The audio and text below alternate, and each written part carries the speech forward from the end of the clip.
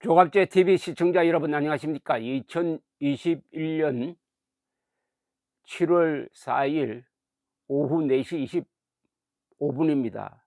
윤석열 대통령 후보 선언자가 이재명 경기도지사의 미군 점령군 발언에 정면으로 대응했습니다.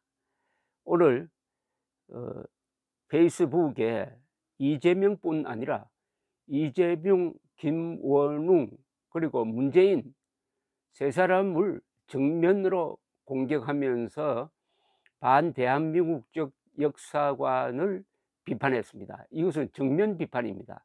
여기에 대해서는 누구보다도 이재명 경기도지사가 여기에 답장을 내야 합니다. 답장을 내지 않으면 윤석열 씨가 주장하는 게 다 맞다는 긍정 또는 뭐 굴복이라고 판단하는 수밖에 없습니다. 일단 윤석열 전 총장이 정면 승부를 건 셈입니다.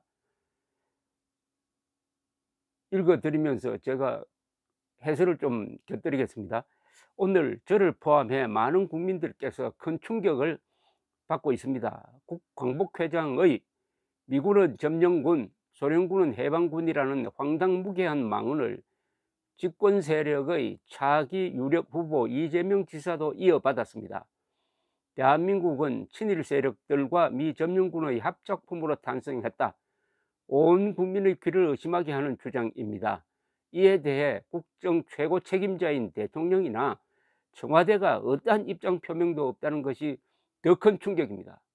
완전히 이재명, 김원웅, 문재인 세 사람을 딱 한 묶음으로 넣었습니다.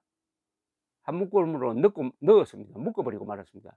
요거 아주 전략적으로 잘 한 겁니다. 그리고 매우 정확합니다.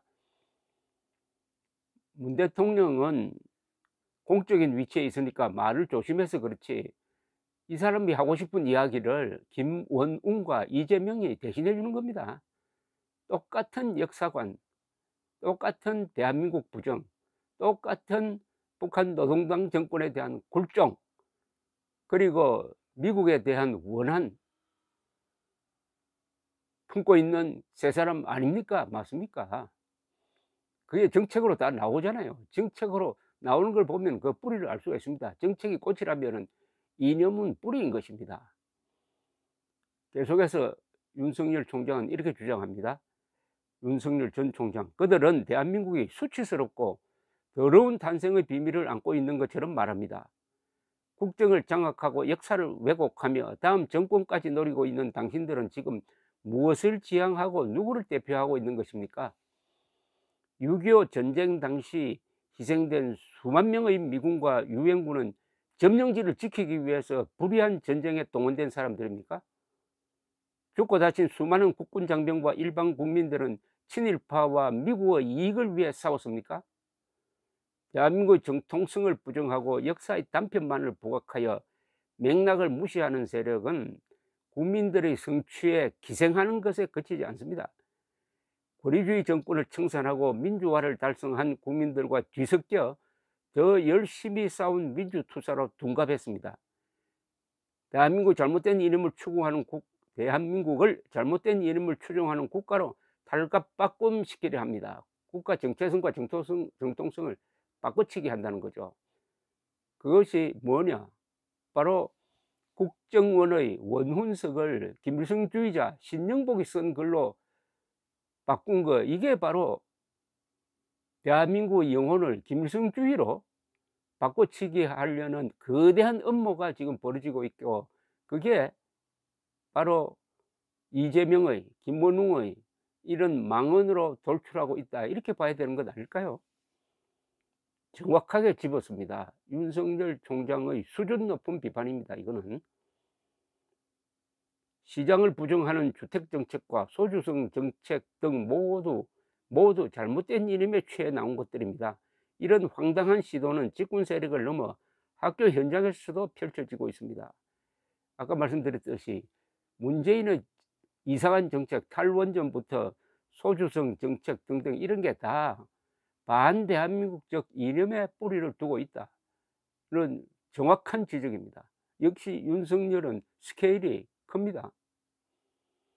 이념에 취해 국민의식을 갈라치고 고통을 주는 것에 반대합니다. 이재명 지사 등의 은행은 우리 스스로의 미래를 깔아먹는 일입니다. 저는 역사와 외교에 대한 냉철한 인식을 바탕으로 자유민주주의의 가치를 지키고 국제사회와 연대하겠습니다. 이념에 편향된 역사관에 빠져 대한민국의 자유와 번영을 훼손하지 않겠습니다. 상식이 통하고 행복한 대한민국을 위해 국민 여러분과 함께 미래로 나아가겠습니다.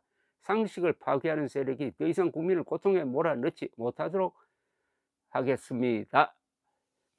다만 여기서 하나 제가 해설을 한다면은 이 이념에 취해 국민의식을 갈라치고 이런 표현에서 나오듯이 이념 자체를 나쁜 걸로 보는 듯하기도 합니다. 우리 이 보수 진영의 정치인들이나 지식인들이 말할 때 참 조심해야 될 부분이 바로 이 대목입니다. 이념은 이데올로기란 말을 일본 사람들이 번역한 겁니다. 이념은 그 자체로서 문제가 없습니다. 이념은 나쁘게 행사하면 나쁘지만 이념을 잘 정립하면 좋습니다. 그러니까 이념 자체를 적이나 악으로 돌리면 안 된다, 이런 이야기죠. 또 이념이란 말은, 이데올로기란 말은 출발이 칼 마르크스 그리고 레닌이 만든 말이 아닙니다. 18세기에서 19세기에 걸쳐서 산 프랑스 학자가 만든 말이 이데올로기입니다. 그분은 자유민주주의였습니다. 그래서 이렇게 해야 합니다. 자유민주주의 이념은 좋은 것이고 공산주의 이념은 나쁜 것이다, 이렇게 이야기해야 됩니다. 나쁜 이념에 취해서 이렇게 꼭 앞에 이 정확한 개념 규정을 해야 될 이유는 바로 이념이라는 게 어마어마한 힘을 갖고 있기 때문입니다. 나쁜 방향으로도 힘을 쓰고 좋은 방향으로도 힘을 씁니다. 이념은 한자로 번역을 하면 정확합니다. 한자로 말하면 이론화된 신념이란 뜻입니다. 신념도 강한데 그 신념이 이론화되어 가지고 역사관과 어떤 인생관과 연결이 딱 되면은, 이론이 딱 되면은 그 이념은 좀처럼 첫째 바뀌지 않습니다. 또 이념은 사람을 일관된 행동을 하도록 만듭니다.